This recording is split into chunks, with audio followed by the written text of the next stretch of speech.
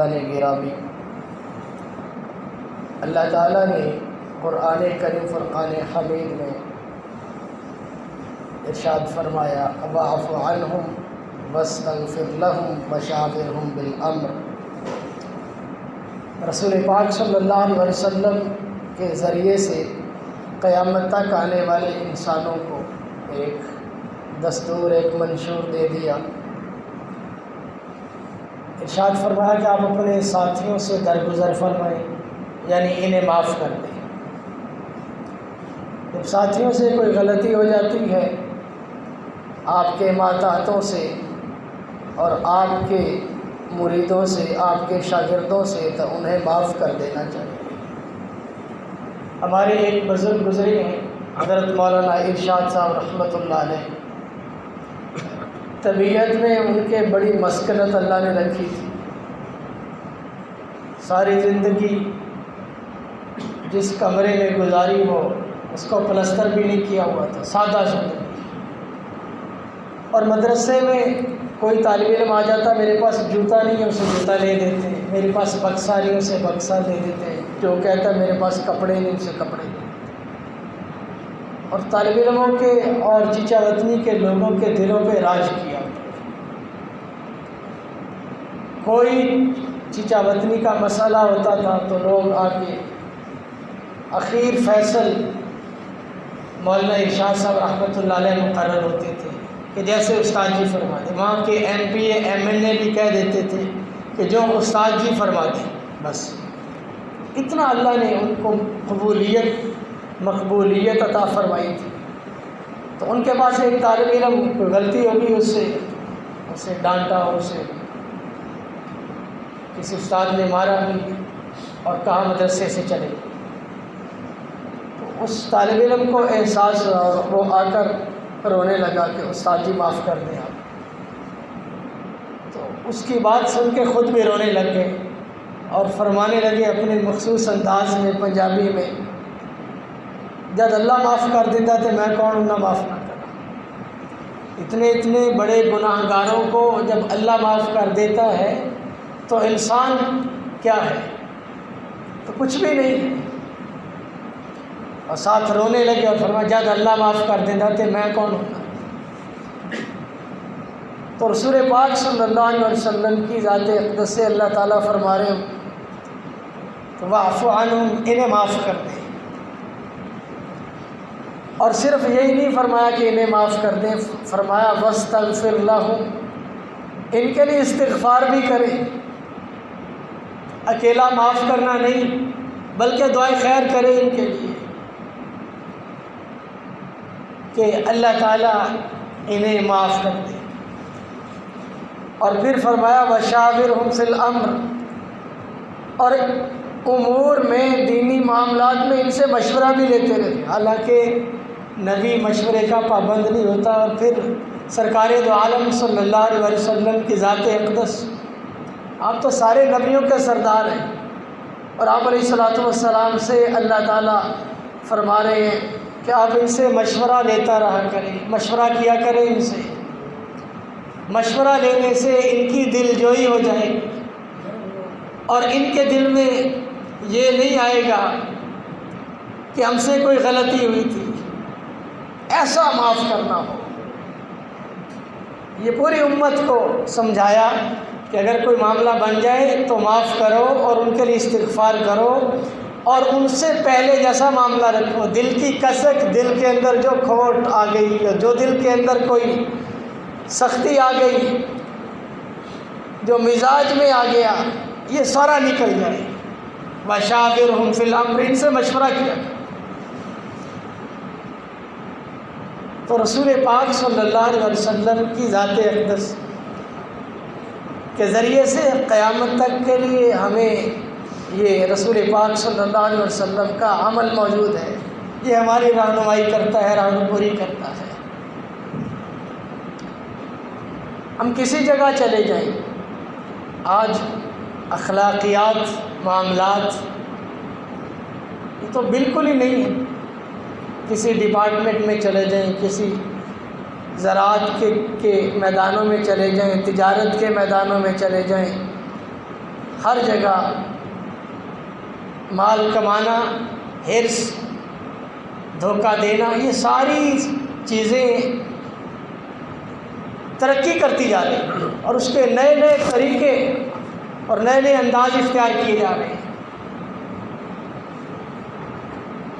جب مقصد صرف مال بن جاتا ہے تو پھر وہ احساس سے محروم کر دیا جاتا ہے، کیونکہ لالچ آ گیا، حرص ہے۔ پھر وہ بچہ نہیں دیکھے گا، بوڑھا نہیں دیکھے گا، جوان نہیں دیکھے گا، عورت نہیں دیکھے گا، بچی نہیں دیکھے گا، لڑکی نہیں دیکھے گا، رشتہ داری نہیں دیکھے گا، دوستی نہیں دیکھے گا، کسی چیز کو خاطر میں نہیں لائے گا، کیونکہ اس کا مقصود مال بن چکا ہے۔ تو وہ اپنے مقصد کو پورا کرے گا، رشتہ داری کو بھول جائے گا، دوستی تعلق کو بھول جائے گا، کیونکہ اس کا مقصد مال ہے۔ اور پھر حلال اور حرام کو بھی بھول جائے گا کہ یہ حرام ذریعے سے آ رہا ہے یا حلال سے آ رہا ہے، کیونکہ مقصد مال ہے۔ اور وہ اپنے مال کے حصول کے لیے ہر طرح کی تگ و دو میں لگا رہے گا۔ یہ آج کل تو جدید ذرائع ہیں، موبائل ہے اور اس کے اوپر اپلیکیشن ہے، وہاں سے عجیب عجیب طریقوں سے فراڈ ہو رہا ہے، دھوکہ دہی، فراڈ، لوگوں سے مال کو ہتھیانا۔ اور ایک بوڑھے آدمی کی بات آج بھی مجھے یاد ہے اور میں نے اسے بارہا پرکھا دیکھا، وہ 100% درست ثابت ہوتا ہے۔ کہتے ہیں جب تک لالچی لوگ زندہ، ٹھگ بھوکے نہیں مر سکتے۔ لالچی لوگ زندہ ہیں، ٹھگ بھوکے نہیں مر سکتے۔ لالچ کی وجہ سے بندے سے فراڈ ہوتا ہے، اگر بندہ لالچ نہ کرے تو اس سے فراڈ ہو ہی نہیں سکتا۔ یہ لالچ میں آتا ہے، اس کے ساتھ دھوکہ ہو جاتا ہے، فراڈ ہو جاتا ہے۔ آپ کو ایک میسیج آ گیا، یہ میسیج آپ آگے لوگوں کو اتنوں کو کریں تو کار کی کرہ اندازی ہے، موٹر سائیکل کی کرہ اندازی ہے، اور اس میں ایسی چیزیں ہوتی ہیں، آپ کے لنک، آپ کا سارا کچھ چلا جاتا ہے۔ کچھ جیز کیش پہ میسیج بھیج دیتے ہیں، یہ ہمارا میسیج آ گیا جی، ہمیں واپس بھیج دیں۔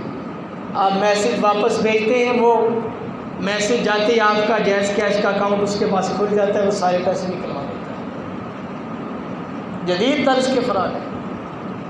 آج لوگ چیزوں کی ایڈ لگاتے ہیں، موٹر سائیکل برائے فروخت، کار برائے فروخت، چیزیں فروخت کر رہے ہیں۔ لوگ کہتے ہیں جی یار یہ چیز تو بڑی سستی مل رہی ہے، وہ کہتا جی آپ کوئی نہ کوئی ٹوکن منی کر دیں جی، پیسے بھیج دیں تاکہ یہ چیز آپ کی ہو جائے۔ وہ آپ پیسے بھیج دیتے ہیں، وہ نمبر بند کر دیتا ہے، پیسوں سے گئے۔ اس لیے بہت احتیاط کے ساتھ چلنا ہوگا۔ چیز بغیر دیکھے تو آپ سودا ہی نہیں کر سکتے، دیکھی نہیں تصویر، دیکھی تصویر پتہ نہیں کس کی ہے، دیکھ کے بغیر دیکھ کے سودا کر دیا، یہ اتنے میں سودا ہو گیا۔ یہ تو شرعاً ہی جائز نہیں ہے، جب آپ نے دیکھی نہیں، یا آپ خود موجود ہوں یا آپ کا وکیل موجود ہو، اس مبیع کو خریدے پھر سودا ہوتا ہے۔ تو رسول پاک صلی اللہ علیہ وسلم کی مبارک زندگی ہے، اس کو سامنے رکھ کے چلیں گے تو دھوکے سے بھی بچیں گے، پریشانی سے بھی بچیں گے۔ اور اگر اس زندگی کو چھوڑ کر چلیں گے تو پریشانیاں مقدر بنے، دھوکے، فراڈ ہوں گے، سارا کچھ ہوگا۔ اس لیے پہلی بات اپنے ذہن و اس کے اندر ہم یہ پیوست کر لیں کہ جو میرے حصے کا رزق ہے وہ مرنے سے پہلے مجھ تک پہنچ کے رہے۔ یہ پکی ٹھکی بات ہے، جو میری قسمت میں، میرے مقدر میں ازل سے لکھا جا چکا ہے، وہ کہ کوئی اور چھین نہیں سکتا، کوئی نہیں لے سکتا، ساری دنیا کے ڈاکو مل جائیں نہیں لے سکتے۔ اور جو میرے مقدر میں، قسمت میں ہے نہیں، وہ مجھے ملے گا نہیں، چاہے ساری دنیا پھر وہ نہیں ملے گا۔ جب یہ ذہن بن جائے گا تو پھر یہ چوری کرے گا کبھی نہیں کرے گا، کسی سے فراڈ، کسی سے دھوکہ، نہیں کرے گا، کیونکہ اسے معلوم ہے جو میرے حصے کا ہے وہ تو رکھا ہوا ہے۔ اسے آپ ایک مثال سے سمجھیں۔ ہم لوگ یہ فروٹ والوں سے فروٹ لاتے ہیں، یہ فروٹ کہاں اس کا درخت ہے، کہاں یہ درخت پہ لگا، اور اس کے اوپر دھوپ اور بارش اور آندھیاں آئیں، جو میرے حصے کا تھا وہ لگا رکھا،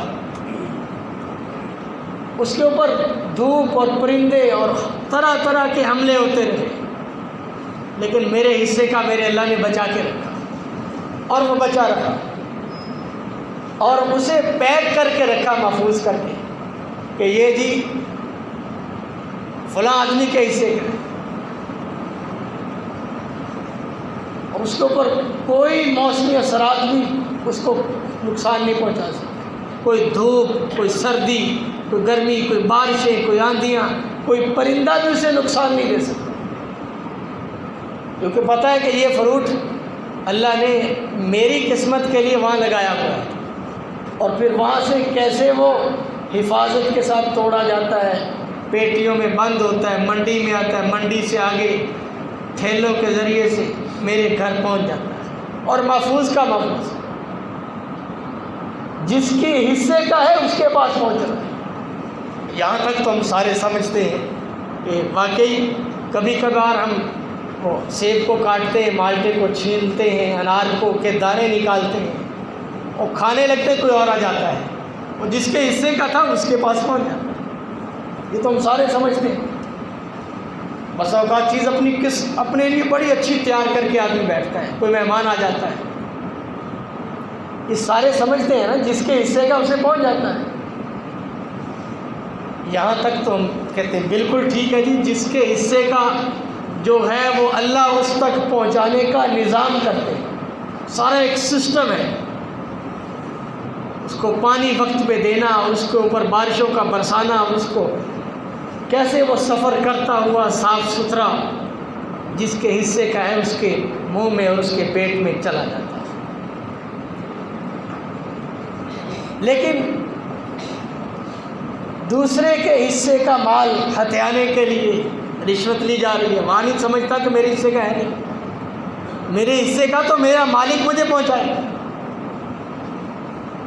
مختلف طریقوں سے بعضوں کو تنگ کر کے رشوت لی جاتی ہے، جہاں جس کا جو سٹیٹس ہے وہ اس اعتبار سے کمال پیدا کرتے ہیں اپنے، مطلب بڑا کمال ہے جی، فن ہے جی ہمارے پاس، تو تھوڑا سا کھینچتے ہیں، بندے خود ہی پیسے لے آتے ہیں۔ ایک فائل کو ہم نیچے رکھ دیتے ہیں، کہتے ہیں کاغذ ہی نہیں مل رہے، تیرے حصے کی جو روزی نہیں ہے تو اس کو اپنے حصے کی روزی بنانے کے لیے ساری تگ و دو کرتا ہے، اور یہ یقین رکھتا ہے کہ میرے حصے کا مالک مجھے پہنچائے، اور وہ پیسہ لاتا ہے، وہ آتے ہی بیماریوں پہ لگ جاتا ہے۔ آج فریج خراب ہو گئی جی، چلو جی فریج ٹھیک کروا، آج جی مکان کا حصہ بیٹھ گیا جی، آج جی مقدمہ ہو گیا جی، یہ ساری اس کی صورتیں ہیں حرام، جو حرام کما کے لاتا ہے، حرام رستوں میں مال لگتا ہے۔ اور میں نے اپنی آنکھوں سے جو دیکھے حرام کمانے والے، ان میں اکثروں کو میں نے بیمار دیکھا، کسی کو جگر کا مسئلہ ہے، کسی کو شوگر ہے، کسی کو دل کا مسئلہ بنا ہوا ہے، اور وہ روزانہ کے اعتبار سے میڈیکل سٹور سے دوائیوں کی اتنی دوائیاں لاتے ہیں، اور پھر بھی نہیں سمجھ رہے کہ میں جو کما کے لا رہا ہوں یہ اس کو ٹھیک کر، اس طرف ذہن نہیں جاتا، بس ذہن یہ ہے کہ مال بنائے کام، دام بنائے کام، مال کما لو، بس اکٹھا کر لو۔ تو رسول پاک صلی اللہ علیہ وسلم کی ذات اقدس کی مبارک زندگی یہ ہمارے لیے عیاں ہے، ایک نمونے کے طور پہ اللہ نے دی، اس زندگی کو دیکھ کے چلو، کسی کی زندگی کو نمونہ نہیں بنایا، کوئی نہ کوئی کمی بیشی آ جاتی، نمونہ بنایا تو رسالت مآب صلی اللہ علیہ وسلم کی مبارک زندگی، کہ اسے فالو کرو، اس کے پیچھے چلو، اس کے پیچھے چلو گے تو اللہ بھی مل جائے گا اور جنت اور سارا کچھ مل جائے گا، ساری نعمتیں تمہارے لیے، لیکن اس ہستی کو چھوڑ کے نہ چلو، اس ہستی کو چھوڑو گے تو دنیا میں بھی ذلیل ہوگی اور آخرت میں بھی ذلیل ہوگی۔ اس لیے رسول پاک صلی اللہ علیہ وسلم کی ذات اقدس کو جو اللہ تعالیٰ نے، جو میں نے آیت پڑھی، فرمایا واعف عنہم، آپ انہیں معاف کر دیں، واستغفر لہم، ان کے لیے استغفار کریں، اور وشاورہم فی الامر، ان کے ساتھ آپ مشورہ کرتے رہیں۔ اس لیے ہم جہاں جہاں ہیں، جہاں جہاں ہمارا حلقہ احباب ہے، ہم ان 3 چیزوں کو اپنے اندر بٹھا لیں۔ ایک تو کوئی بات ہو جائے اسے معاف کر دیا جائے، دوسرا ان کے لیے استغفار کیا جائے۔ استغفار بڑی دولت ہے، اپنے لیے آج لوگ نہیں کرتے تو دوسروں کے لیے کون کرے گا؟ دوسروں کے لیے بھی استغفار کرنے کی عادت کریں، اپنے ماتحتوں کے ساتھ، اپنے شاگردوں کے ساتھ، اور اپنے گھر کے اندر اور اپنے دوستوں، ہر جگہ پہ ہم ان 3 چیزوں کو اپنائیں۔ وشاورہم فی الامر، اور اپنے امور میں ان سے مشورہ کرتے رہیں۔ یہ رسول پاک صلی اللہ علیہ وسلم کی ذات اقدس کے ذریعے سے اللہ تعالیٰ نے قیامت تک آنے والوں سے کہا، حالانکہ رسول پاک صلی اللہ علیہ وسلم سارے نبیوں کے سردار ہیں، آپ کو مشورے کی ضرورت بھی نہیں ہے۔ یہ اس لیے کیا کہ ان کی دل جوئی ہو جائے، یہ یوں نہ سمجھے کہ ہمارے ساتھ پہلے والا تعلق نہیں ہے، وہ پہلے والا تعلق اور پہلے والی محبت، وہ ساری فضا پہلے والی تھی۔ اللہ تعالیٰ ہمیں اس پہ عمل کی توفیق نصیب فرمائے۔ وآخر دعوانا الحمدللہ۔